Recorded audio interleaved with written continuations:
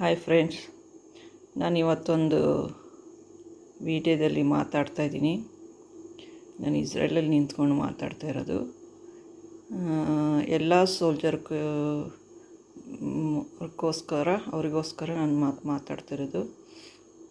ನಮ್ಮ ಇಂಡಿಯಾದಲ್ಲಿರೋ ಎಲ್ಲ ಸೋಲ್ಜರ್ಗಳಿಗೆ ನಮ್ಮ ಇಂಡಿಯಾದವ್ರು ಸಹಾಯ ಮಾಡಬೇಕು.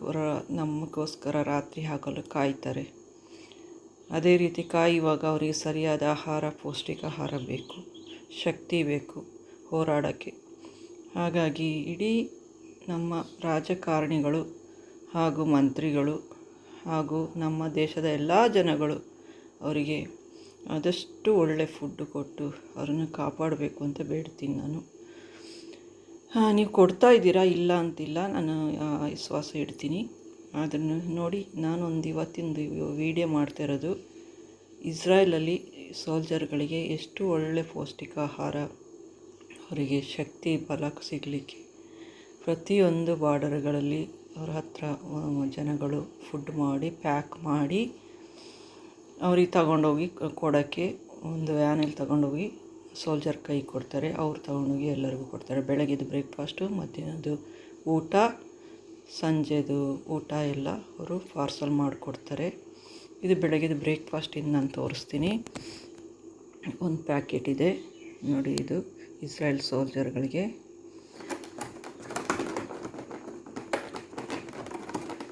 ನಾನು ಓಪನ್ ಮಾಡ್ಕೊಂಡಿಲ್ಲ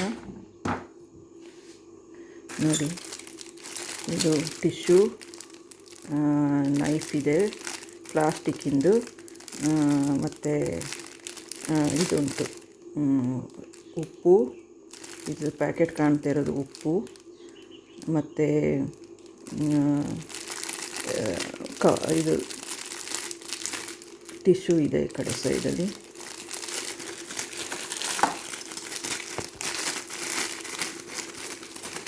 ನೋಡಿ, ಇದು ಉಂಟು ಹೀಗೆ ತಗೊಂಡು ತಿನ್ನಲಿಕ್ಕೆ. ನೋಡಿ ಉಪ್ಪು, ಇದು ಟಿಶ್ಯೂ, ವೆಟ್ ಟಿಶ್ಯೂ, ನೀರು ಥರ ಇರುತ್ತೆ ಕೈನ ಕ್ಲೀನ್ ಮಾಡ್ಕೊಳ್ಳೋಕ್ಕೆ. ಅದು ನೈಫು ಇದೆ, ಮತ್ತು ಡ್ರಿಂಕ್ಸು, ಮತ್ತು ಇದರೊಳಗಡೆ ಕುಕ್ಕಂಬರು, ಟೊಮೊಟೊ ಇದೆ. ಅದು ತಿನ್ನಲಿಕ್ಕೆ ಪ್ಯಾಕ್ ಮಾಡಿದ್ದಾರೆ, ನೋಡಿದರೆ ಪ್ಯಾಕ್ ಮಾಡಿದ್ದಾರೆ. ಇದು ಮತ್ತು ಉಪ್ಪಲ್ಲಿ ಹಾಕಿರೋದು, ಉಪ್ಪು ಮತ್ತು ವಿನಿಗರ್ ಒಳಗಡೆ ಹಾಕಿರೋ ಆಲಿವ್ ಆ್ಯಂಡ್ ಕುಕ್ಕಂಬರ್. ಇದು ಒಳ್ಳೆಯದು ಶರೀರಕ್ಕೆ, ಲೆಮನ್ ಥರ ಇರುತ್ತೆ.